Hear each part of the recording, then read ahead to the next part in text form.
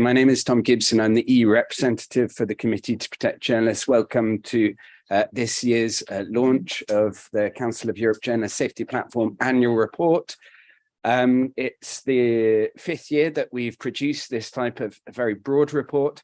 We feel that it's a reference for the press freedom community now, because of the way that we're able to outline certain trends and contexts on an annual basis. As a platform, we're very ambitious about this being a vehicle for improving press freedom. I really should start with firstly thanking Brussels Press Club for hosting us, and also a very big thank you to Belgian journalist and press freedom activist Jean-Paul Martos, very well known here at the Brussels Press Club. He has been in charge of the editorial coordination for this report, which, as you can imagine, is really quite the feat, and he's been invaluable in bringing together the platform partners to produce this report. A quick overview of the platform for new listeners, people that may not be aware of what we do. It's a unique accountability mechanism. We have 15 partner organizations, and what we do is we post alerts on the platform, which is a public space, in relation to press freedom concerns in Council of Europe member states. And then those member states have to respond in writing to our concerns. When they respond, we also want them to respond with information to show that they're taking seriously the concern that we put on, and that we have this space for dialogue. With the first anniversary of the war in Ukraine, there's a greater need than ever to uphold the rule of law and defend our democracies by protecting press freedom and ensuring journalist safety. However, the evidence that's going to be presented today does show this sort of continuous backsliding that we see in member states, where journalists are threatened, harassed, subject to surveillance, intimidated, deprived of their liberty, physically attacked, and even killed. And so with this event, we're urging states not only to agree on actions, but to reverse that backsliding. And we're very serious about seeing this through. We want political leadership, both from the Council of Europe and the European Union. As platform partners, I feel that we have a degree of solidarity and coordination, which is very special. So despite the size of these threats, we do work together, and we are putting pressure on the Council of Europe, Committee of Ministers, member states. Here within Brussels, we regularly meet as platform partners with the European Commission, with the European External Action Service. Part of this, of course, feeds into the ongoing processes that the EU institutions have set up, like the rule of law reports. And obviously, we have European elections for the EU institutions next year. So we have to carry on sending this very clear political message that press freedom must be a priority. How will this press conference work? We're going to hear very shortly from our 5 speakers who have 4 minutes to present some of the report's findings. For participants online, please also use the chat function if you have questions. I will be watching, and I will field your comments and questions. We will also have 2 speakers from the floor. Sofia Liluashvili, who's the wife of detained Georgian journalist Nika Gavaramia, and also Greek journalist Elisa Triantafylou, who's been on the front line in terms of her reporting on surveillance. So we will have space for questions and answers, and we will have these interventions. But without any further ado, I will pass on to our first presenter, who is Nick Williams from Index on Censorship. Thank you, Nick. Thank you, Tom. And as Tom mentioned, the war in Ukraine has sort of reconfigured the media freedom landscape in Europe. But it has also demonstrated the need for more robust independent journalism more than ever to document what's happening on the ground and to potentially collect information about war crimes. And we see that in the number of journalists working there. So more than 11,000 journalists have been accredited by the Ukrainian authorities. But we also see this in the number of deaths and injuries from journalists. The platform itself has monitored 12 dead journalists and media workers and 23 who have been injured. I will give a picture, but I will reiterate this is not an exhaustive list, it's only an indicative list. So we're seeing a number of journalists dying from what we would describe as indiscriminate shelling of civilian locations and infrastructure. So, for example, the shelling of the radio and TV tower in Kiev killed cameraman Yevgeny Sakun, and the Russian journalist Oksana Balina was killed by Russian shelling in Kiev. And we've also had a number of journalists who have been killed while on the road. So Pierre Zakharzynsky and Oksana Kivshinova were killed reporting from Harenka, and Brent Renault who was the first reported death of a foreign journalist in Ukraine, was killed, and 2 other journalists were injured while on the way to Irpin. As well as that, Frederick Leclerc Imhoff died after his evacuation vehicle came under fire. So these are generally target people who have been killed via shelling or missile attacks. But we also have some alarming cases of where journalists themselves have potentially been targeted. An investigation by RSF suggested that the Ukrainian photojournalist Max Levin, whose body was found on the 1st of April, was likely executed by Russian forces.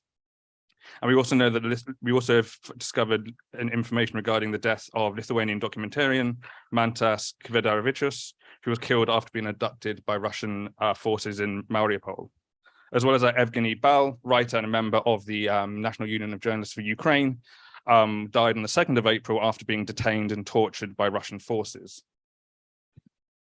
So, I mean, Russia is no longer a member of the Council of Europe. The Council of Europe partners have agreed to keep monitoring actions that have been taking place in Russia, because the war has not only affected those in Ukraine, it has also severely restricted the media freedom landscape in Russia. Most notably of which has been the passage and the fast tracking of a number of laws, either aimed at disinformation, so the banning of the public and willful dissemination of knowingly false information about the Russian army, which by the end of 2022, 17 journalists were facing this charge, as well as that either discrediting the Russian army and Russian public authorities, and calls for and criminalizing of people calling for sanctions against Russian and its citizens or legal entities. We also know the expansion of the Foreign Entities Act has also targeted media outlets, individuals, and other civil society bodies. As a further result, we know about this further clampdown on media freedom in Russia. Reports by a Russian NGO have suggested that have estimated that 7,000 sites have been blocked since the 24th of February, and this has hastened a departure of a large number of Russian media workers from Russia due to the threats that face them for their reporting in Russia, both reporting of the war or of protest movements and opposition to the war at home in Russia. I also want to quickly talk about Belarus, because this is another country that has been looked at by the platform. While the platform doesn't monitor cases, the platform partners have agreed to look at Belarus in the report. The clampdown against journalists and media workers predates the invasion, but was hastened by the contested 2020 election that Lukashenko claimed that he was victorious at. This has followed a clampdown aimed at protests and journalists, a lot of journalists being arrested and sentenced based on either protest-related charges or other charges that have been aimed at civil society. So in 2022, the Belarusian Association of Journalists reported 32 cases of the detention of journalists and 55 cases of the journalists of journalists' homes and or offices. I'm just going to highlight a number of individual cases. So on the 6th of October, the Minsk court convicted staff from the news agency Belapan, including Irina Lushina, Dmitry Nevashilau, and a former Index colleague of ours, Andrei Alexandrov, who alongside his wife have been arrested, and they've been sentenced to between 4 and 14 years in prison. And another case was Katerina Andreeva, a correspondent for Belsat, who was sentenced to 8 years in prison on a charge of treason. And she was already in prison for 2 years for organizing an illegal protest. All of these cases document an absolute collapse of rule of law, and especially in cases of Ukraine, a Russian invasion of Ukraine, we call on them to adhere to international laws such as the Geneva Convention, which stipulates how journalists must be protected alongside civilians, and journalists should also be given support and right to access by all parties involved, including military and police forces. So I think I'll leave it there, but this is an incredibly alarming situation that the platform will continue to monitor forward. Thank you. I'll continue with restrictive legislation and with legal actions against journalists, including SLAPS. My name is Pluto Rakusari. I represent the European Center for Press and Media Freedom based in Leipzig. Press freedom in Europe continues to be undermined by restrictive legislation. We've seen examples in Armenia, Azerbaijan, Georgia, Turkey, and other countries.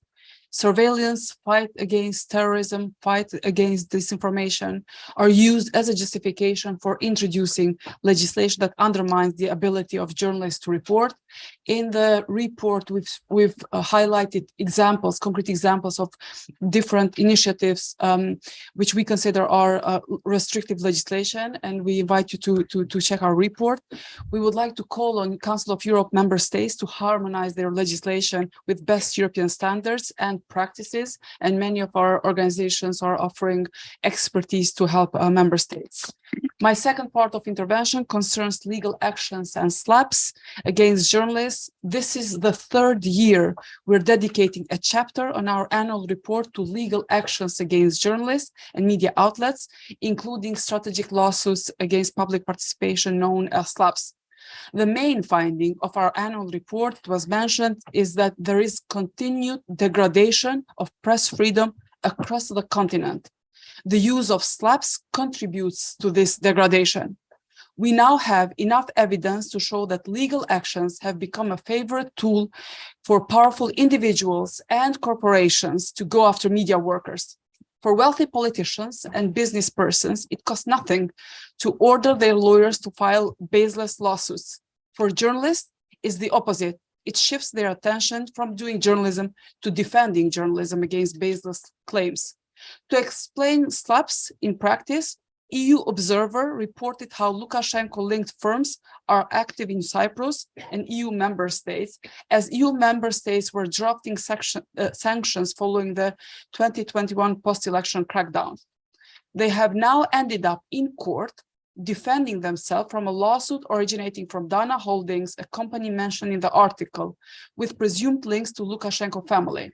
The EU Observer are forced to invest a lot of time and energy and money instead of doing what they're supposed to do, journalism. The case is active since 2021. We've seen from the cases we recorded on our platform that legal actions take many forms: defamation lawsuits, fines, GDPR claims. Last year, we've recorded at least 20 defamation cases and other types of legal proceedings against journalists, and hundreds of thousands of euros sought in damages. We also noted, again, that London courts remain a favorite place for claimants from outside the United Kingdom, while journalists and media in Albania, Bulgaria, Croatia, Italy, Poland, Serbia, and other countries are increasingly sued for defamation. From the cases we have documented, many lawsuits were filed by politicians, including those currently in government. We've also registered several cases when journalists have been fined over their reporting. Journalists in Estonia, Poland, Bulgaria, Greece were sanctioned with fines ranging from 1,000 euros to 8,000 euros.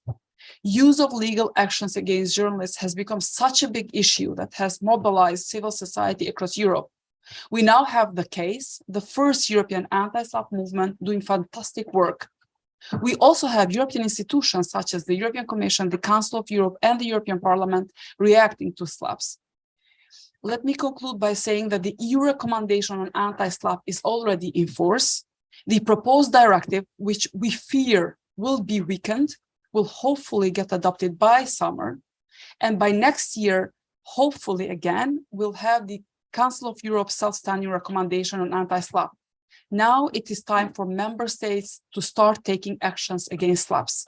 Thank you. Thank you, Minister. Good morning, one and all. My name is Enes Agaga. I work for the International Federation of Journalists, and here to present a section which jointly drafted by ourselves and our colleagues from the European Federation of Journalists. I would like to premise my presentation by simply referring to the title of the introduction to this report, which has described the state of journalism in Europe as a war on journalism. Now, those of us who work globally, these are words which we can refer to, in fact, more often than we care to remember, but very rarely in regard to Europe. Sadly, that's the state of the journalism in Europe as well. It's been said about the killings of journalists, 12 in Ukraine and 1 in Turkey. These are the highest death toll since the attacks on Charlie Hebdo in Paris over 8 years ago. Now, the figure could even be higher if it weren't for many other attempts which have been foiled attempting to kill journalists. But sadly, the war on journalism goes beyond just killing journalists. And I want to highlight a few other forms of that war, including attacks, harassment, intimidation campaign against journalists. Last year, the platform recorded 74 alerts of attacks against journalists at public events, including 18 alerts concerning assaults on journalists and other media representatives by members of the public. These may be slightly lower than the year before, but clearly this is still very, very high indeed, and these are cause for concern. Then we move on to harassment, intimidation, and smear campaigns. And again, we are unfortunately, again, recording very high incidents, including in total 94 alerts last year. Again, slightly lower than the year before, 110 in 2021. These include 19 cases, as my colleague just mentioned, of cases where judges intervened really for the sole purpose of preventing journalists from reporting independently. We have also cases of smear campaigns, again targeting journalists. And I should mention actually in the attacks that we have recorded 18 attacks of incidents, arson attacks on premises, offices of journalists to prevent broadcasting or reporting on issues that they may not like. And finally, but not least, impunity. And can I highlight the importance of this platform to fight against impunity? Because although we have, again, in Europe, over 30 cases of impunity, I'm happy to report on behalf of the platform that we've seen some action, some progress on 3 of those cases of impunity, including the case of our colleague from Malta, Daphne Caruana, where a court has sentenced the hitman to 40 years in prison. Now, again, it's a progress. But that's not the end of it, because we need to go beyond the hitman and find those masterminders who are behind her killing. And in the UK, we have also some kind of movement on the case of our dear friend, whom I knew personally, Martin O'Hagan, who was killed. And fortunately, through the perseverance of his family, the probe into his killing is actually a live investigation. And we hope that those behind that killing will be brought to. And finally, the case of Rafik Taghi, where the European Court of Human Rights has actually found that there was a breach of that convention, and an investigation has been ordered to find those behind the killing. Now, it's very important for the platform to maintain these kind of cases, to talk about them, because that's also part of the fight against impunity, because by keeping them alive and in the public domain, we can maintain pressure on governments to do their duty, which is to investigate and hold the killers journalists to account. Thank you very much, Mr. Moderator. Hello, my name is Maria Janikidze, and I'm here on behalf of Justice for Journalists Foundation.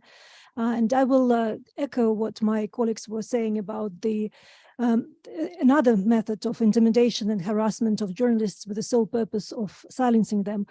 This is the arbitrary detentions and arrests that last year, in 2022, we recorded a 60% growth of this number in comparison to the previous year, which is very high. So the platform has recorded 95 journalists in detention, 52 of which are in Turkey, 22 in Russia, 14 in Russia-occupied territories, 4 in Azerbaijan, and 1 each in UK, Poland, and Georgia.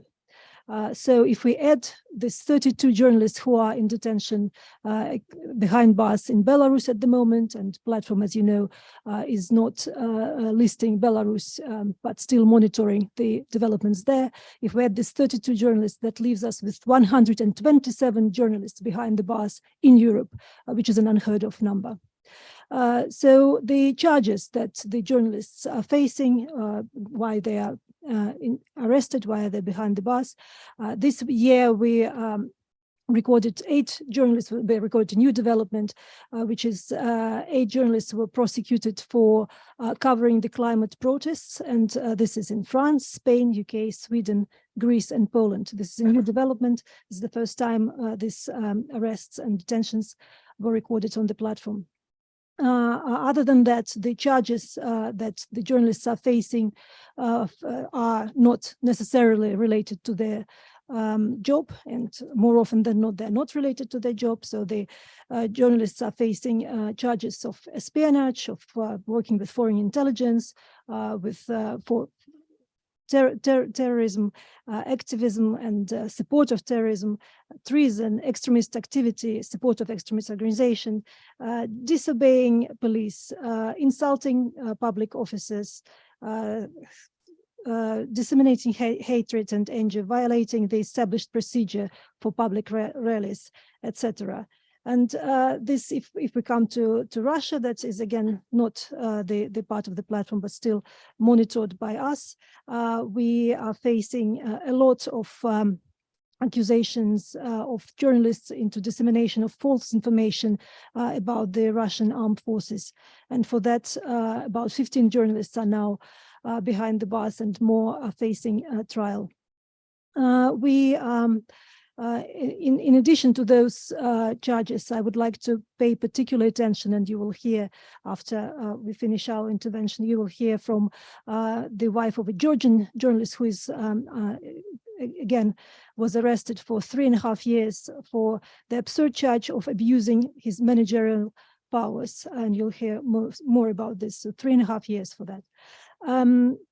Now, the platform is really calling for the member states to review their policies, laws, and practices with regard to law enforcement, and pay particular attention to minimizing the abuse of investigative powers that include abuse of investigatory powers that include interrogation, search, and interrogation and seizure of equipment and documents and property. And of course, we call for Council of Europe to encourage the member states to pay particular attention to these particular cases, and to work together with member states to ensure that these powers are not abused. Thank you.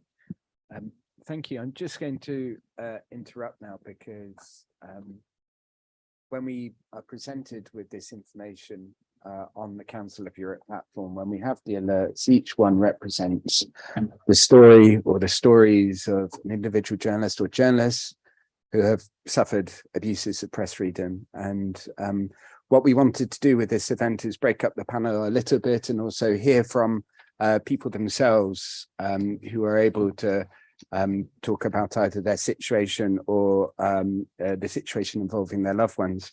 I would like to invite Sofia Liluashvili now just to say a few words. Maria mentioned the case of her husband, detained Georgian journalist Nika Gabaremia, who has now been in prison for, well, he's been sentenced to 3.5 years because of his journalism. And obviously, eyes are on the national situation in Georgia at the moment. Sophia, firstly, we need to get a microphone to you. Yeah, in fact, I would, if you're able to potentially, no, there we are. I mean, firstly, thank you for being here today. It's really important for us. Yeah, come here. Thanks. I mean, thank you for giving me this opportunity. Well, no, I mean, look, thank you for being here. It's really important that you are here. I mean, what I think we would be firstly interested, you could probably, yeah, you should be able to use this. We're very interested in Nika's case. We're following it. What does, I mean, what's happened and what does it mean for press freedom? So, hello again. My name is Sofia Lilwashvili, and as was mentioned, I'm representing my husband, Nick Aguaramia, the owner and director and the journalist of the most pro-Western government critical TV channel in Georgia, which is Tavari channel. So I'm here today, and I saw the banner saying "Be heard," say it in Brussels. So hope I will be heard, because for now, only mission I have is to deliver my husband's voice from the prison cell 212. So basically, as Maria mentioned, he is imprisoned and the charges against him are using private company's private car for private purposes. And the evidence of that was me driving my daughter and the dog to the park. So if you are interested more in details, I have distributed the legal materials with the brochures outside there. And of course, after the press conference, I will be able to talk more and inform you more. But why I'm here today is that Nika is not only a political prisoner and not only a prisoner as my husband. He is a political prisoner and he is a victim of Russian regime with his family, because Nika became a target for the oligarch which rules our country from the beginning. In 2012, when oligarch came to rule the country, Nika was the first one who pointed out and said that, hey, people, this is not a kind of a charity man. This is a Russian oligarch, and he's going to destroy the country, and he's going to play Russian playbook rules. So that is what has happened. And today, not to talk about more about the things we all see what's happening in regards to Russian law, that is very active issue in our country and the region itself.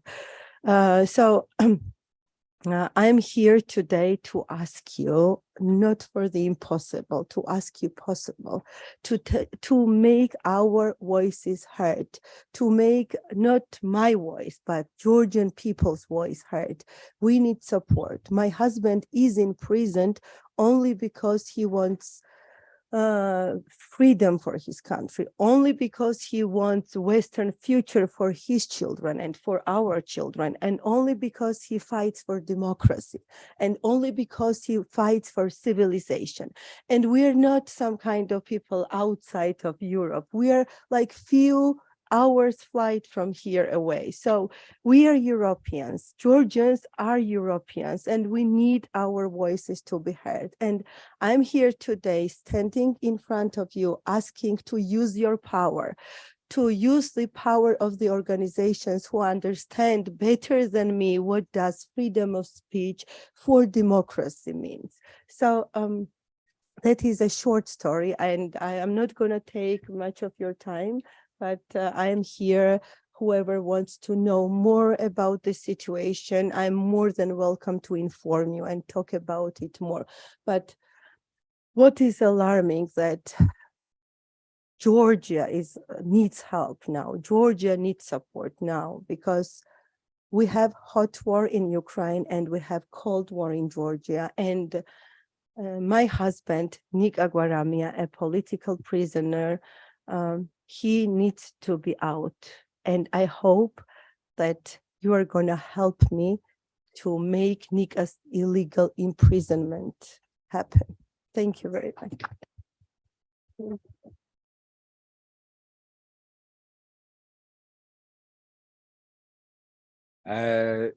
Sophia, I actually had a couple of follow-up questions, but I think if it's okay, what we'll do is we'll hear from the rest of the panel.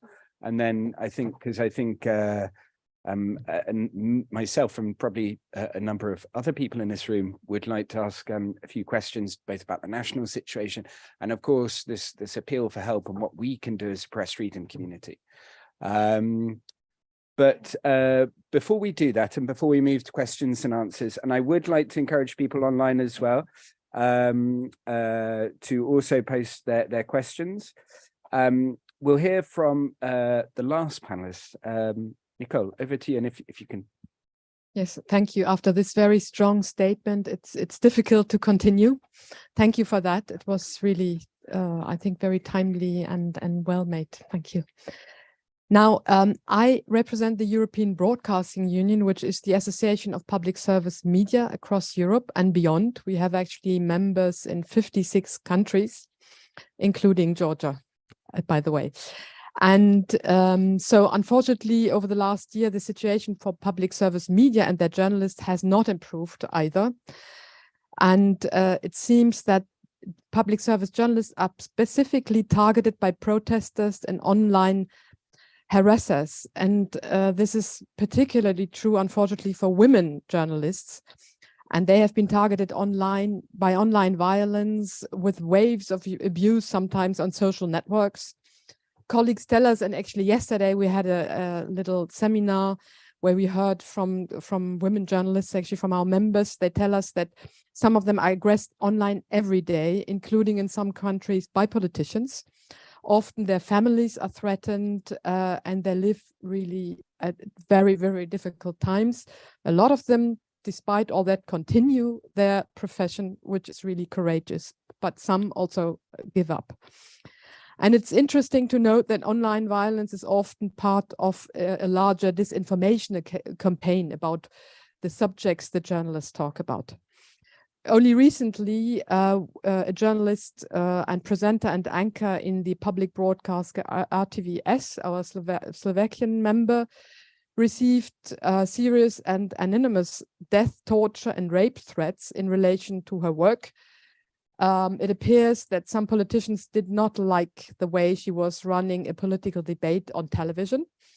It was anonymous, but there's some thoughts that it might come from the politician's way, and RTVS actually filed a criminal complaint with the police. Journalists are also physically attacked when they are doing their job, covering anti-vaccination demonstrations. This was a feature in many countries, or covering pro-independence demonstrations in Barcelona, for example. They're also prevented sometimes from doing their job when they want to document a climate protest in one country. And actually, attacks on the journalists are attacks on public service media. There's another element which has made the work difficult for public service media journalists, and that is the increasing pressure in many member states of the Council of Europe. And sometimes their very existence is put into question. So situations vary, and problems relate to the organizational and or editorial independence of public service media, their governance, their funding, or the lack of a robust remit. Political pressure has in some countries led to criticism, for example, for biased coverage of parliamentary elections, which is, of course, a bad sign for the independence. These challenges were addressed by a joint Council of Europe EBU conference, which we organized last year, which was called Public Service Media for Democracy. And the conference conclusions call on member states to provide adequate conditions to ensure the implementation of the relevant Council of Europe standards for public service media. And there are a lot of standards. They cover all the different elements. Member states have signed up for them, so they should implement them at national level. The importance of independent public service media has also been confirmed by the EU. As you know, the Rule of Law report recommended that 8 member states in particular strengthen rules and mechanisms to enhance the independence of governance and editorial independence of public service media. The European Media Freedom Act, which builds actually very much on the Council of Europe standards, proposes to put in place legal safeguards for the independent functioning of public service media and stresses the necessity to provide them with sufficient and stable funding to fulfill their mission. So the 2 recommendations we have made in this report are to member states of the Council of Europe. They should implement the existing standards, which I mentioned, which guarantee the independence and sustainability of public service media. They should also establish a regular dialogue with the public service media and other stakeholders on their implementation. And it recommends that the Council of Europe should hold a regular stock taking on the state of public service media in all the countries covered by the Council of Europe, and in particular examine if they have editorial institutional autonomy and whether their funding is stable, adequate, and transparent. And also at European level, a platform for regular dialogue on the implementation should be set up so that there is a scrutiny and a good dialogue, and maybe we can find solutions to improve the situations, which unfortunately in some of the countries, or I should say many of the countries, is rather difficult across the Council of Europe region. Thank you. Nicola, thank you very much. We're now going to be getting to the point fairly soon where we have questions and answers. Before we do that, there are a couple of people who we would like to intervene from the floor. One of them is the International Press Institute. Do we have a microphone that we can share with the floor?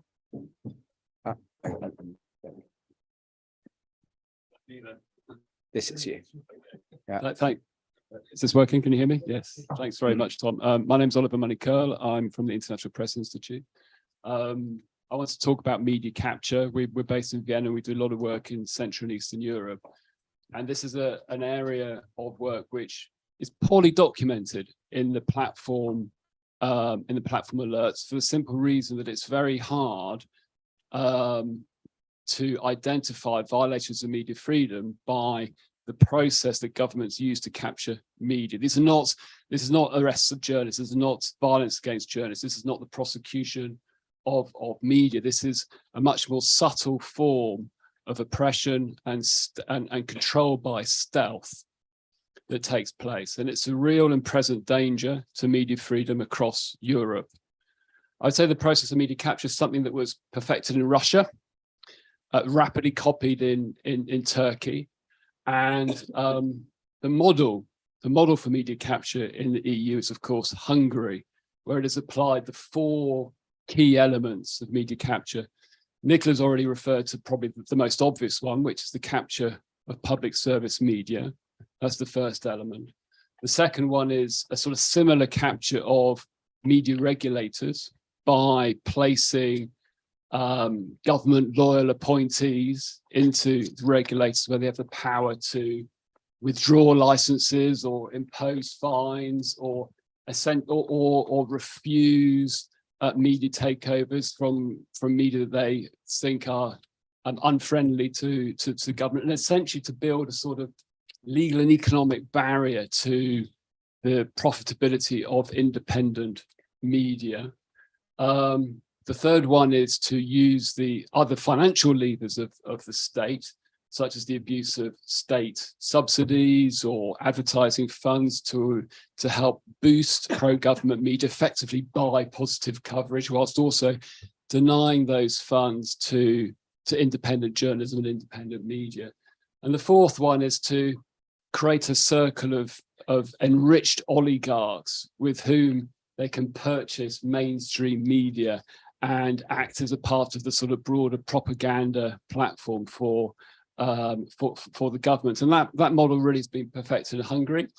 And what we've seen over recent years is that because of the success, it's inspired copycat activities in neighboring countries. I think most obviously Poland, but we've also seen similar efforts in the Czech Republic, in Slovenia, in Bulgaria, in Slovakia, I mean, in Greece as well. And because, as I said earlier, this isn't about arresting journalists. It's much harder and it's much more subtle, the process. And it's been a real battle to try to raise this up the political agenda. But one of the things I would like to say, is that in 2022, we have began to see the fight back against it. So there's some real positive news. We've seen reformist governments who have sort of been elected with a mandate by public who are demanding access to independent information or to free and diverse media, who have elected governments in the Czech Republic, in Slovenia, and in other countries. So you've had governments who have been elected with a mandate to address this problem. So in both Slovenia and the Czech Republic, we've seen new laws to reform public broadcasting or to increase the the independence from political interference of the public service broadcasters. They're not quite there yet. They've faced various opposition, but there are efforts to introduce these things, which is incredibly important. The Czech Republic is also looking at tightening its conflict of interest legislation, which is really interesting because it would prevent any holder of public office from owning media. Should it go through, this would force, for example, Andrej Babiš, former prime minister, to sell his investments in Mafra Media, which is a key element of his time as prime minister and as a sort of electoral campaigning tool that he had to his advantage. So this would be a very significant change. We've seen in Slovakia how there is now a new media ownership transparency law, which can serve as a model for the region. Improving media ownership is going to be incredibly important if we are to sort of protect pluralism across Europe and across the European Union. So we've seen some really important initiatives taking place. And of course, the launch last September by the European Commission of the European Media Freedom Act can act or has acted as a really important boost to these efforts. I said last year that national governments shouldn't be relying on the European Union to solve all its problems, but at the same time, the European Union has a very, very important role to back up and strengthen these efforts going on at the national level. In the report, we have a specific recommendation to the European Union that comes from the report which says to the EU to secure the adoption of the EMFA and ensure it contains strong provisions against external interference and protects the editorial independence of the media, the role and expertise of independent regulators, the transparency of ownership structures and media concentration laws, and the stable allocation of resources to public service media. Now, this is a very brief summary of what is actually a very complex piece of legislation, a complex piece of legislation that unfortunately is seeing resistance and pushback from some member states that do not see the question the role of the European Union and have this sort of perception or fear that this may affect media, interfere in countries where they have a good record of media freedom. This fear is sort of further backed by some publishers groups who fear that the regulation may clip their wings to operate financially. We do not believe that these concerns are well founded. We believe that the crisis that the media capture poses to the European to the European Union is so severe that a form of regulation is desperately needed.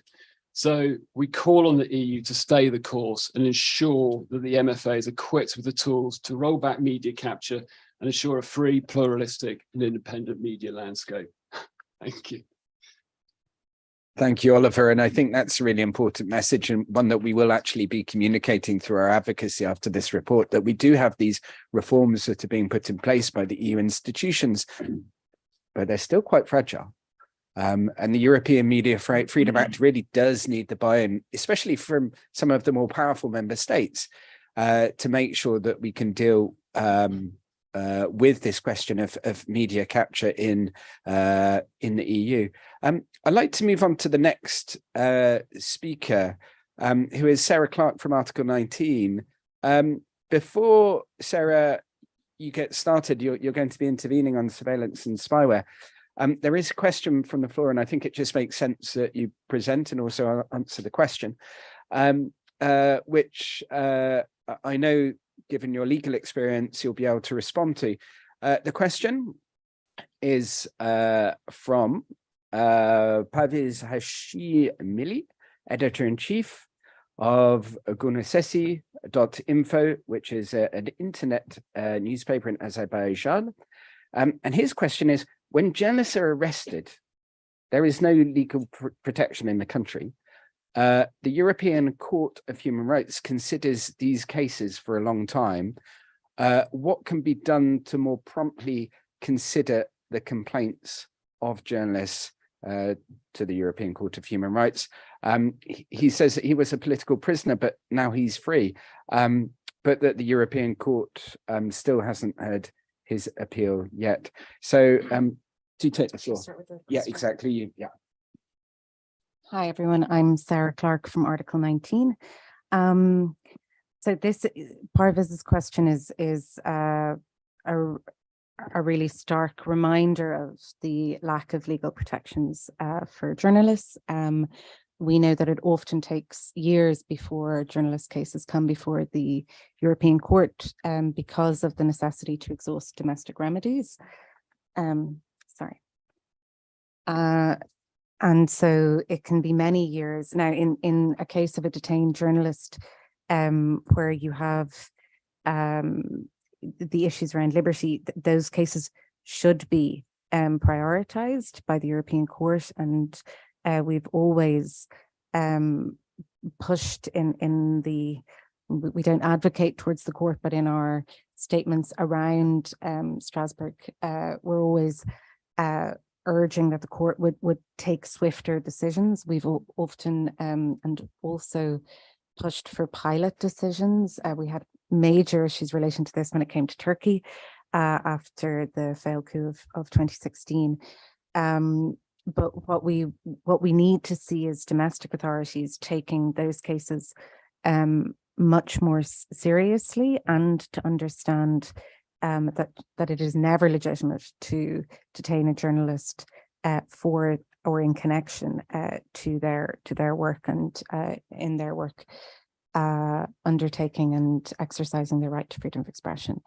We would also maybe on a practical level urge you to get in touch. Many of us provide legal support, we provide legal advice, and can help in the cases of detained journalists. So just maybe switching from there to surveillance, I'm just going to make a few very brief comments because our colleague Elisa is here. Online, Elisa. Okay, great. So as you'll remember from last year, the issue of surveillance has become a really pressing concern in the wake of the revelations around the Pegasus spyware. We saw further developments in terms of our understanding of surveillance and spyware used against journalists in 2022, in particular in Greece, Hungary, and Spain. I'll leave it to Elisa to discuss what's been happening in Greece. But for example, in Hungary, we saw investigations into the continued use of Pegasus by state intelligence agencies in 5 cases of journalists and media owners. Unfortunately, we saw again in Hungary the lack of trust in the national authorities, because we had a decision from the Hungarian National Authority for Data Protection, who concluded that in all cases they investigated, including of the surveillance of journalists, all legal criteria for the application of the spyware were met. So we would contest that decision. We also saw in Spain a number of cases of surveillance, in particular of Catalan journalists. There was another example of a journalist in the reporting on the Maghreb who was identified as a potential target for surveillance. And we haven't seen a robust response from the Spanish authorities in relation to their to the use of spyware against journalists. Civil society, in our response, we've called for a global moratorium on the use and export of spyware tech by governments until stronger regulation is put in place. While the EU's new regulation on the export of dual-use surveillance technology is now in place, we've highlighted that there are many opportunities for member states to decline to hand over information to the Commission, and that the pretext of national security can often be used to justify the use of surveillance. We've also seen an inquiry from the European Union, from the Committee to investigate the use of Pegasus and surveillance spyware. We saw a very robust report from that committee. However, we're concerned that the response from the Commission simply hasn't been strong enough when it comes to combating what we see as a much bigger problem than we have full details of as yet. So I'm going to pass it over to Elisa there. Thanks, Sarah. So we now get to another intervention. Elisa Triantfilou, I don't know if you're online. We're just going to sort this out just to explain a little bit about the case. Her outlet, Inside Story, broke the news about surveillance in Greece, covered extensively the hi, Elisa, the issue around Predator, and she has since been one of 4 journalists from the outlet, if I am correct there, who's been under physical surveillance. Elisa, thank you for joining us today. Can you tell us what happened?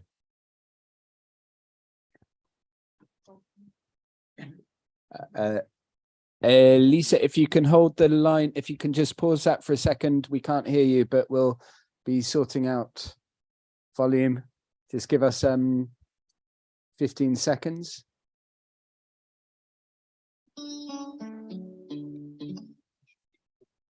Elisa, can you carry on talking just very briefly?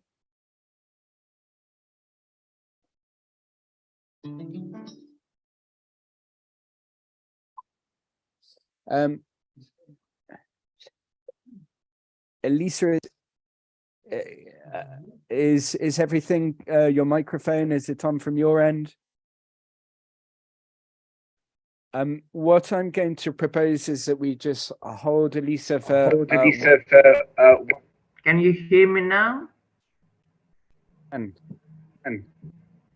Okay. So I think you heard.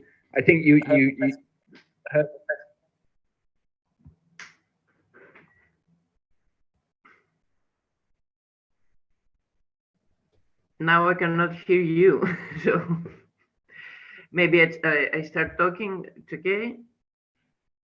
Okay. So thank you. So I'm very pleased to be here, and I am honored for this invitation. We first reported about the use of a new, let's say, spyware called Predator in Greece back in January 2022.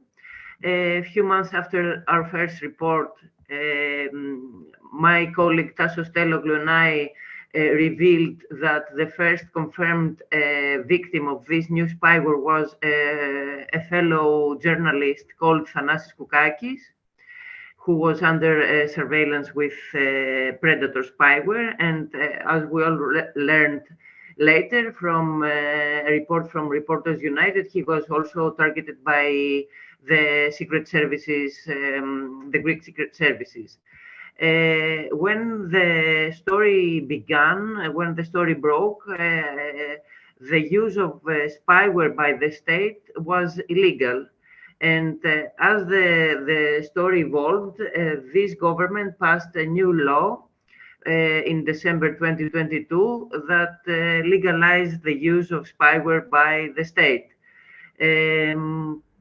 So 1 month after the first the Koukakis case, a source of ours informed us that we are under physical surveillance. And in order to persuade us, they sent photographs of my colleague Tassos and Thanasis meeting and discussing in a cafeteria in a suburb of Athens. After that, there were also attempts from police officials to bug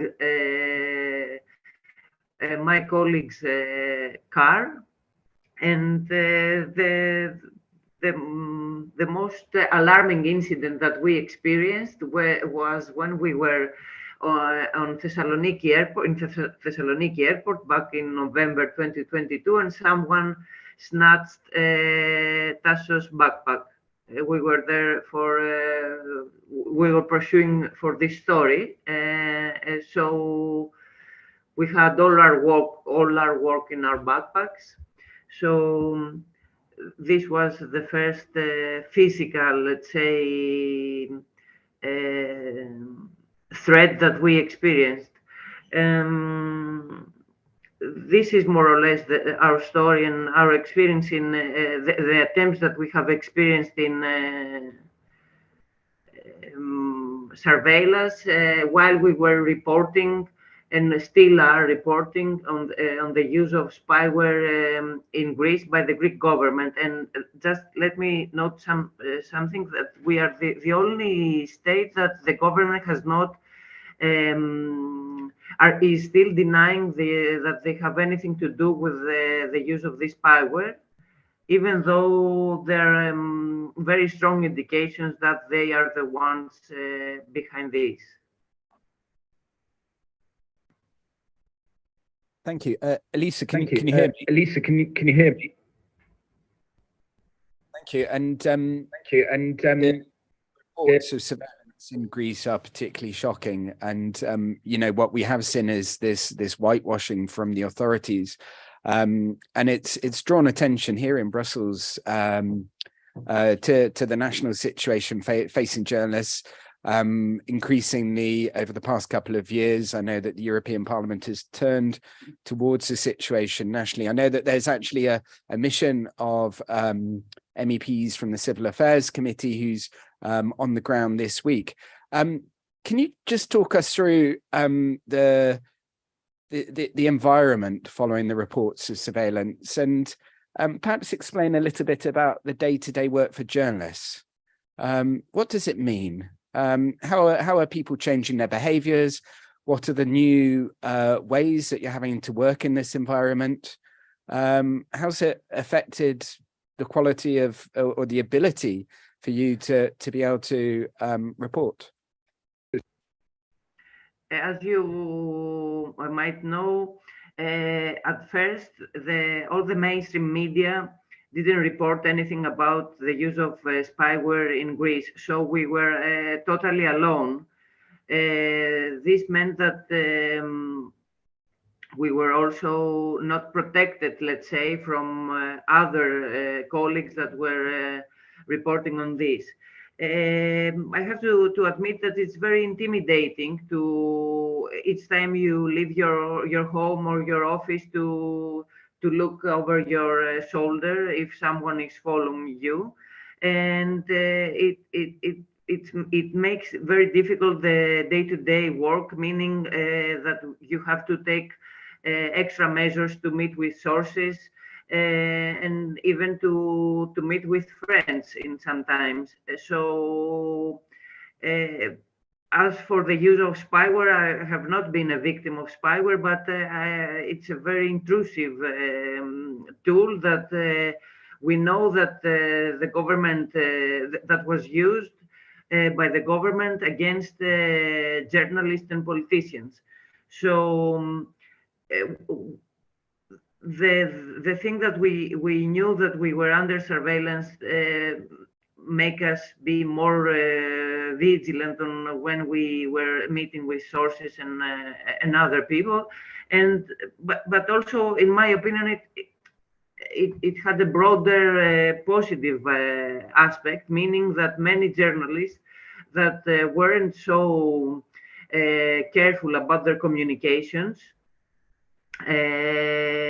started to opt to encrypted applications in order to speak with sources, or they take precautionary measures when they meet with their sources, because in my opinion the fear of being surveilled is just as successful as being actively surveilled. So I believe that many other colleagues since the beginning of this story started to unravel, started to be more careful in their communications, in their contacts. So this was, let's say, a positive side effect. Thank you. And I would also encourage listeners and people in the room to also reach out to platform partners, not just with the alerts, but also this question of improving our own digital security, the support and training and resources that we can provide do help journalists and help journalists work out how they can better protect their data and communicate more securely. Elisa, if it's possible, I think we'll keep you online. This question of surveillance is really important because it contributes to this climate of uncertainty and fear that so many journalists, including in the EU, are now faced with. We're actually going to open up the floor now to questions. What I would encourage people from the floor to do and online is to also introduce yourself, to explain where you're from, and to try and keep your intervention relatively short. Before we do that, and you have a bit of time to think about your questions, and Sophia, I would like to follow up with a question to your good self as well. We have a question from Marta Paquecho, who has said, "Thank you for launching this critical report. This is the perfect forum to raise awareness about all illegal detentions of journalists. I'd like to ask specifically about Julian Assange and his imprisonment and what it means for democracy and the public's right to know, and what kind of pressure has been done to key nations involved in the prosecution of Assange and WikiLeaks, and what kind of hope is left for Assange living in a British maximum security prison since 2019. And I think we're going to field this question to Ernest Sagaga from the International Federation of Journalists. Ernest, can you respond to the case of Julian? Yes, happy to. Well, thank you for the question. Julian Assange, the FJ has been supporting him as a person, but more importantly, we've been standing up for the ability and the right of journalists to be able to source the material they want to use, to check the accuracy of the material, to ensure the public interest in the material. And the attack on Julian Assange is an attack on those ways of journalists to do. And consequently, these are also attack on the right of the public to know and therefore to make informed decision. So in the end, it's an attack on democracy. Now, we wage this campaign, we continue to wage this campaign. As you know, for those of you who don't follow very closely, we're now at a stage where the UK government has given its go-ahead for the extradition of Julian Assange to the US to stand charges, which may end up actually in over 150 years in prison. And now we are challenging his lawyers, and we're supporting them in challenging this decision through courts. But I want people to be really aware of what is at stake here. It's not just the liberty of one individual; it's the entire profession and the ability of the entire profession to properly do our job. And therefore, our defense for him is also a defense for journalism as a profession and a defense for democracy. Thank you, Ernest.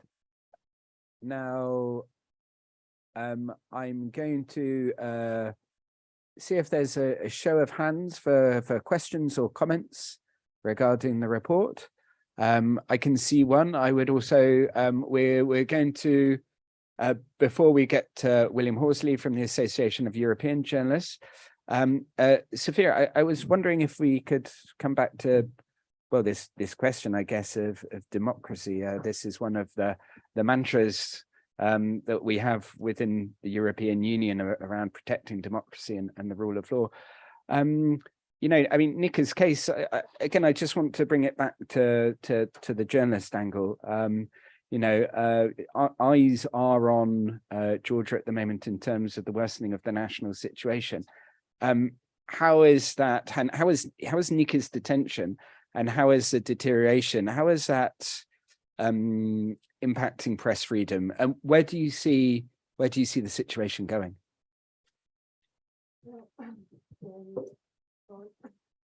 Thank you for the question. First, I would like to tell in few words how the media is treated in Georgia, and maybe you are going to understand yourself what's happening in there. So the fight against independent media was becoming more and more open and daring through decade.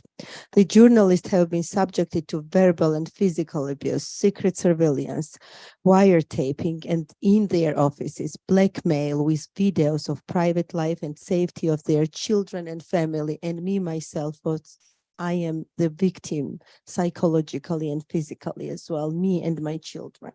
So the process grew increasingly, culminating in Media Violence Day, when on July 5th, 2021, radical groups instigated by the government attacked and brutally assaulted journalists covering the Pride March on Rustaveli Avenue in Tbilisi Center. As a result, 50 members of the media were seriously injured, and a brutally beaten cameraman, Lekso Lashkarava, died. Well, fortunately for me, my husband is alive, but he's in prison, and he's in Russian prison, and it's a dangerous place. And maybe you all have heard about the third president of Georgia, who is dying as well, who is a victim of, who is a political prisoner as well, and Putin's prisoner in concrete, and he is dying there. So I am afraid we are moving to this direction. We are moving to the direction where democracy is nothing. We are moving to the Russians' direction.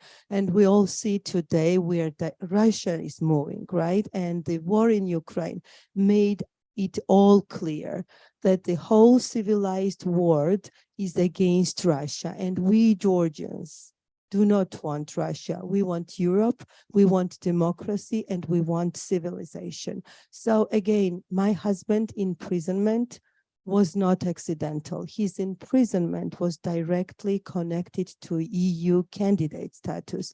And right on the day when our prime minister, Georgia's prime minister, was visiting Brussels, saying and proving how badly they do want European future for Georgia, they arrested my husband.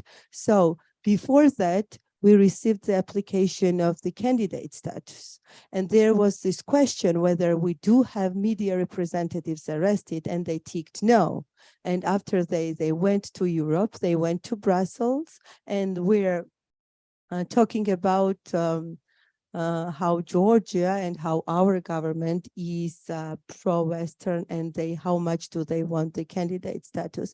And as a result, we have received 12-point recommendations from Europe, which we are grateful for, in which 7th point is especially and concretely about my husband, underlying that criminal proceedings against media owners should and based on that recommendations, I can thank Europe. I can thank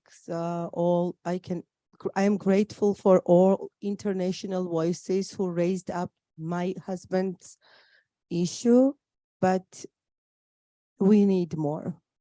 We need more strict support, more strict statements, and more pushing towards Putin's government in Georgia. Thank you. And again, I would like to thank you for coming today, for sharing your story. This is the way that we see the platform, and our partner organizations are 15 of us. We can provide supportive cases, we can amplify messages, and it's really important that we use events today to continue to reinforce messages both to the Council of Europe and the European Union.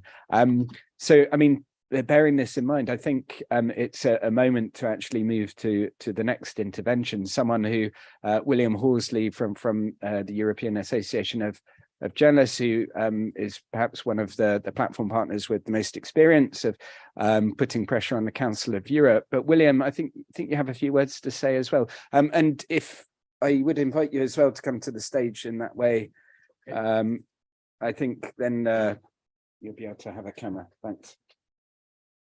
Thank you very much, Tom. Thanks everybody for taking part today. The Association of European Journalists has made a special point of working on the Council of Europe and with the Council of Europe on what we call the implementation gap. And a lot has been said today. The example from Georgia, the question from Azerbaijan about why are these interventions and these pressures not applied more quickly, more rapidly against member states, which are clearly violating the standards which are set down in the case law of the European Court of Human Rights, in the recommendation on safety of journalists from 2016 of the Council of Europe, and then the one that's recently happened on the EU. It seems to me the point of the platform at the beginning, the definition was early warning and rapid response. And what we see in the report from last year is that out of 289 alerts, I think it was, fewer than 20 actually received a proper response within the year, or sorry, were remedied within the year. Now, this is why the backsliding is taking place, isn't it?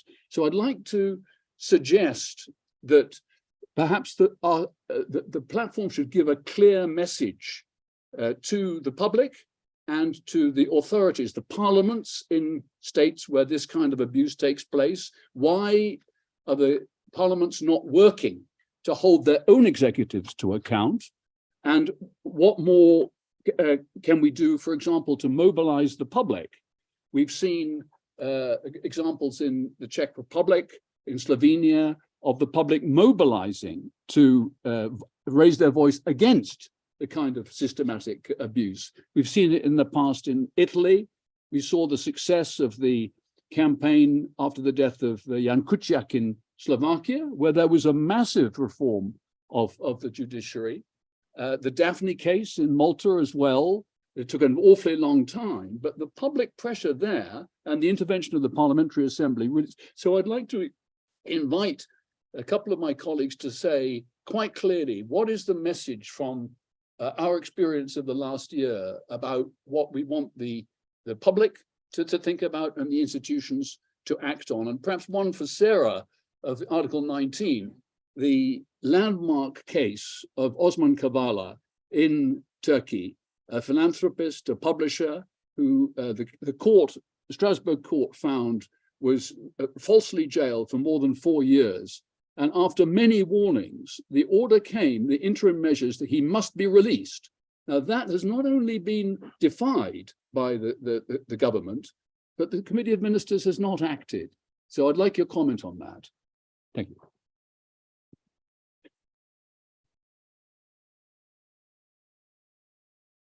Thank you very much, William. And I think that really opens up the space for the debate today. Can I also, before I'm going to pass William's question on to the panel, just a quick show of hands for anyone else that could have questions? Okay, bit shy at the moment. Well, that's okay. We're going to move on. I see two people looking at me. So we have Nick Williams from Index on Censorship. Do you want to begin, I think, responding to William's question, and then Flutura, are you? I think you already mentioned the recommendations. I can repeat them. Okay, Nick, I think we're going to start with you, and then we'll open it up. What do you think? I mean, the public support angle, I think, is key. I mean, as you said, cases from Slovakia, Malta. I mean, the Malta case, I think, bears dwelling on. I mean, the state response following the death of Daphne was appalling, and it was only through public intervention and, frankly, the fight by Daphne's family in every inch they had to fight for, the public inquiry, the criminal case, you know, every step, and that was supported in part by the broader civil society, and that is vital, and that public momentum can eventually help address calcified government commitments. So, for example, in the UK case, and Beth on Futura's point about SLAPS, UK has been the hub of it for many years, but it's only been recently where there's been public attention, mainly around the case of Elliot Higgins from Bellingcat, who was threatened with legal action by Prigozhin, the founder of Wagner Group. And there's been a bit more added pressure and attention and acknowledgement. This is something that needs to do. But what we've now seen is the UK government stalling after its initial commitment made in July 2022. So this is good, but it needs to be sustained. And also, you know, how can we use the public to encourage Parliament and governments to respond to alerts? We know there's a very low rate of responses by a number of key countries. The UK is not doing well, frankly, in terms of responding to alerts. And other countries use responses as an excuse just to parrot what I would say are relatively controlled lines instead of actually engaging with the substance of the alerts. So I think there's always going to be this case of needing the public to recognize journalists as a vital part of democracy, going back to what Ernest was saying about the Assange case, and then to protect democracy is to then look to protect journalists and advocate for journalist protection as part of that broader concern. So I think all of this needs to be done at the same time. The monitoring that the platform does helps give raw evidence, information, details that can then be leveraged by media outlets, public bodies, organizations, individuals. And I think that's all part of this broader ecosystem that we need to help foster. And the governments need to be far more proactive in fostering, and also, without saying them, resisting them not doing what we've seen many states do, which is actually participating in threats aimed at journalists and media workers. I'll use the opportunity perhaps to say that for the work of the platform and for the work of the Council of Europe and for our work to be successful, we need member states to engage. If they don't engage, we will all fail. With the work we do with the council and with the platform, but also with our own organizations, we have good and bad examples of governments engaging with us. I'd like to mention two examples, and let me start with a good one. We were recently in Slovakia for the 5th anniversary of the assassination of Jan Kuciak and Martina Kušnirova, and we used the opportunity to also have a fact-finding mission, and we were all very happy, despite developments there, to see how engaged the government and public authorities were. They all responded to our request for meetings. They were very open, very honest to a point the politicians can be, meaning accepting criticism, asking for support, pointing out to possible solutions, and of course also to the political situation there. I think Slovakia, for me, was a good example how they can engage with us, and we have quite a lot of plans to follow up and monitor the work there. But we also have bad examples like Malta. The government of Malta is refusing to collaborate with civil society organizations. They engaged initially, but last October we were there in a fact-finding mission. We asked the Prime Minister a couple of weeks before we went there for a meeting. They refused. We asked the meeting with the Prime Minister while we were in Malta. We offered him to meet from 7 a.m. in the morning until midnight, anytime convenient for him, including online meetings. That was refused. And I think this is a bad example. It's impossible for us, for the platform, for civil society in Malta to carry on the reforms which are a result of the public inquiry without the collaboration of the government. And I'm worried not only because they do not collaborate with us, but also because they don't collaborate with civil society in Malta. So I think I'll conclude by saying that with positive examples of Slovakia, I think that's the only way for us to collaborate, to be effective in the work that we do. Thank you. Thank you, Flutura. Elisa, are you online? Elisa? Yes, I am. Can you hear me? I hear you. I mean, look, I want to go back to this question of national mobilization, because I think it's important that we're having this discussion, as especially from Brussels, as we're discussing the role of international pressure through the platform, what we expect of EU institutions and the Council of Europe. But we also are faced with quite complex national environments. We have polarization of opinions, polarization sometimes of the media landscape. Oliver Manicurl from the International Press Institute talked about the threat of media capture. We also have the flow of disinformation. So when we're looking at these, this support that I think the platform can provide to national struggles for press freedom, how does that translate in Greece? And I think that's my first question. Looking at what happened with the surveillance and the national response from civil society, and how you would see international NGOs assisting that work.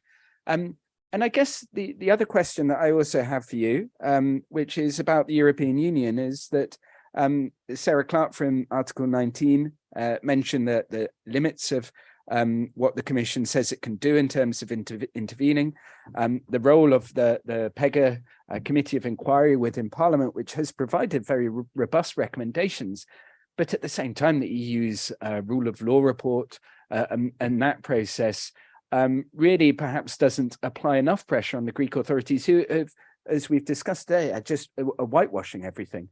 They're saying there's nothing to see here, and in terms of their relations, especially with EU institutions, are trying to portray a positive image. So what do we do with that situation? They're providing a response, and they're saying that they're taking action, but we know that actually the national situation is more complex. So for your first question, I would like to say this, that it was very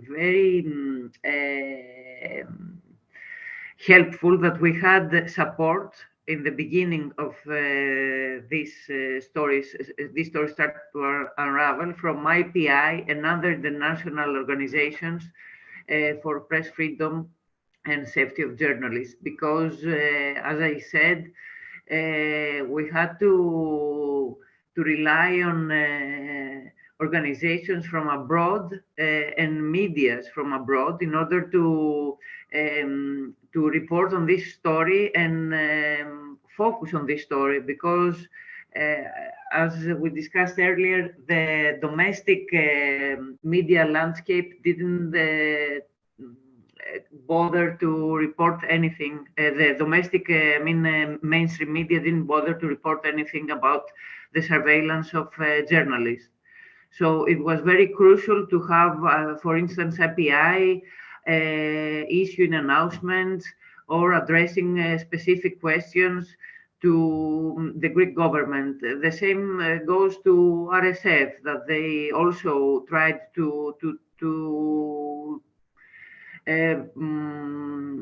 ask and get answers from the Greek government, and they were continuously issuing announcements stating that this is not normal to surveil with predator journalists. So this was a huge help for the awareness of the public.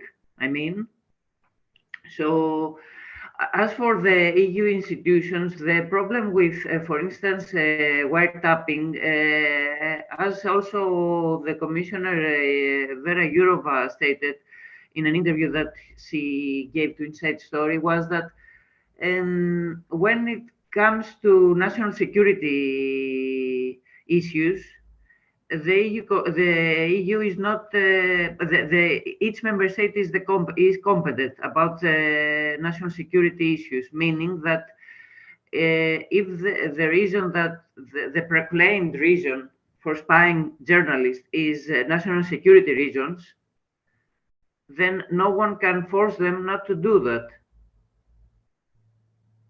This is the practical problem. So what we saw in the recent months was that the Greek government was saying, oh, spyware, it's a pan-European problem, we cannot fix it. There has to be a European solution for the use of spyware against EU citizens. And then the European Commission said that okay, yes, it's very bad to spy on journalists, but if this is for national security reasons, we cannot interfere with the reasoning of each member state, and we can just say that each subject has at some point to know if they were under surveillance, because this government passed a law that if you were under legal wiretapping, we could not ever learn that you were. And they changed that, they meant that to 3 years. So more or less, this is the problems and the limitations of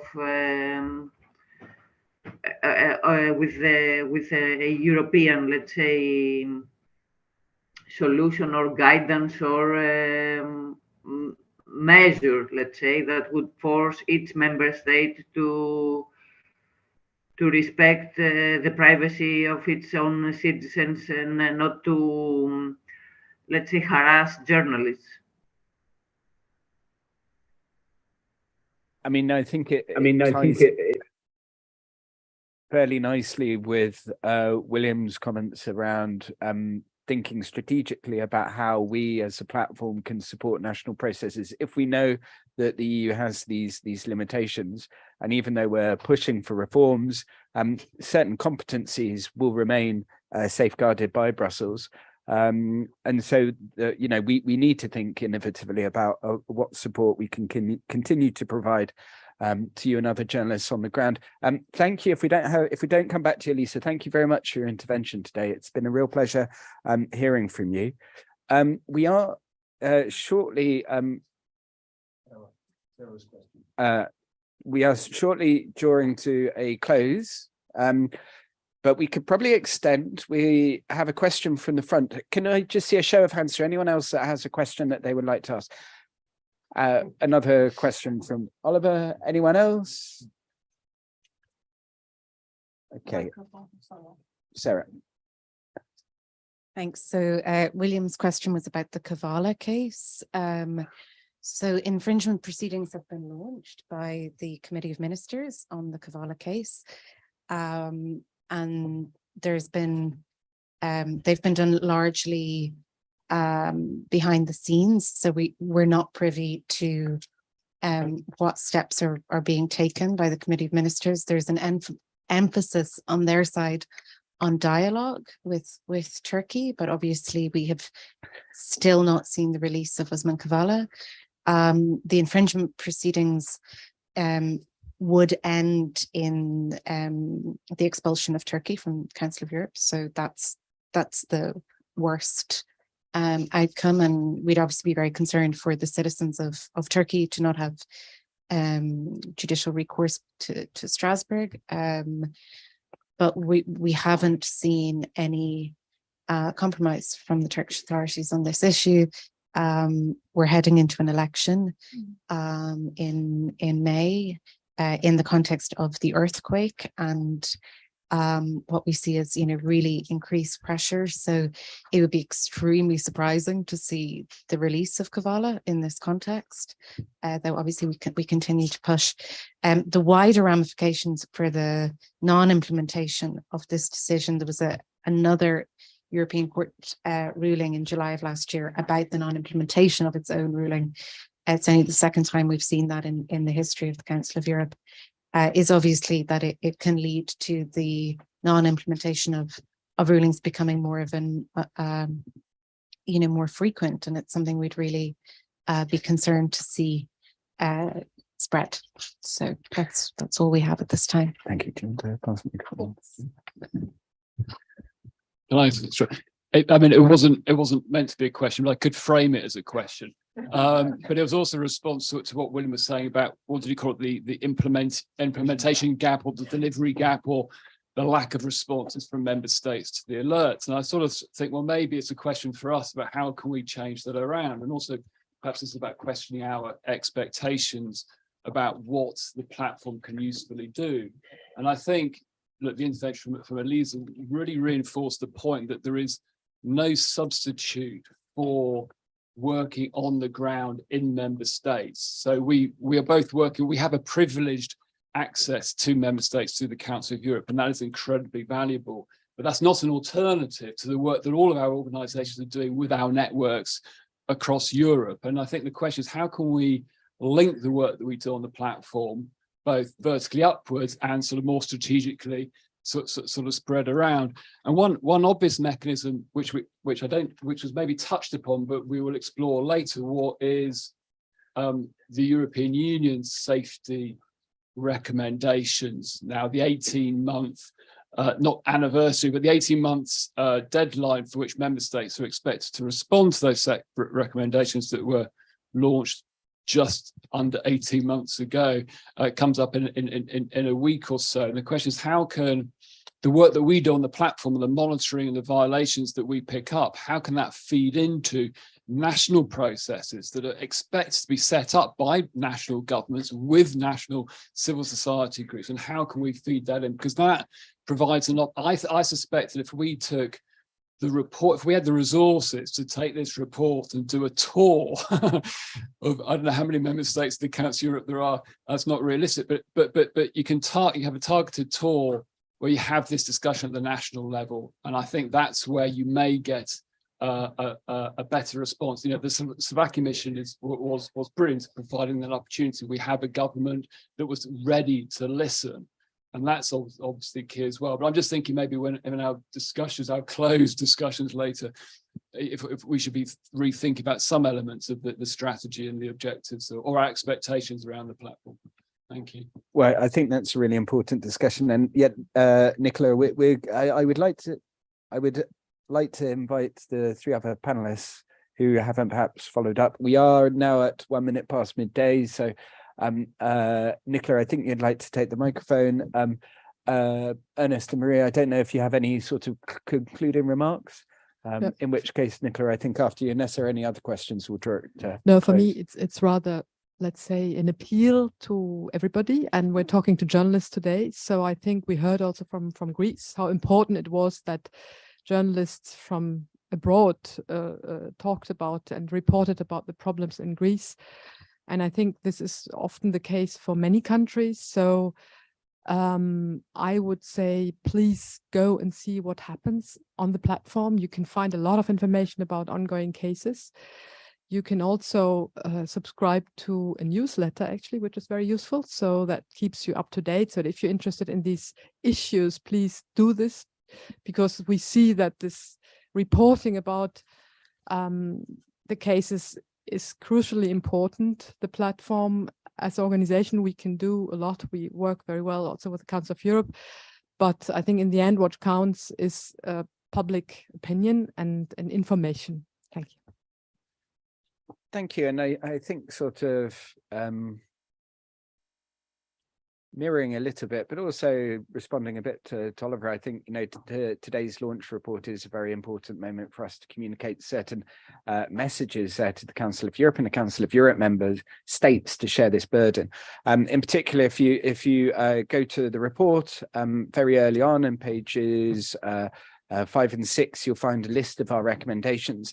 Now, I mean, obviously, what we're looking at now is both leadership from Strasbourg, but we're also looking for member states to put in place effective protection mechanisms. That means national action plans. The Committee for Media and Information Society, the Council of Europe's expert media group, is now working on a campaign to set up national action plans. Okay, this is great. We need them to work. They actually have to trickle down to journalists, and we need to hear from journalists themselves telling us the platform that things are getting better. We know from Slovakia this is a very long process. We know that it requires good political will at the same time. This is actually, it's a very long process. If you have a look at the recommendations, we also talk about mechanisms to trigger emergency protection, reviewing laws, policies and practice, is in particular the strategic lawsuits against public participation, which Flutura has been talking about today. And, you know, quite frankly, the Council of Europe has the standards. We know what they are. They're there. They have to be implemented. And that does come down to political will and putting pressure on those member states. So I think we're going to be concluding now. It's a pleasure to see you all here. Do read and share the report. The platform partners are here. We're a resource. We can be used. Reached out to us. And do use the platform alerts as a resource, including in these national campaigns and advocacy initiatives that you may be launching. And do help us apply pressure on the Council of Europe member states, but also to work with the Council of Europe member states in our struggle for press freedom. So I'd like to thank all the panelists and all the people that did interventions. You've been brilliant today. Thank you and have a very good afternoon.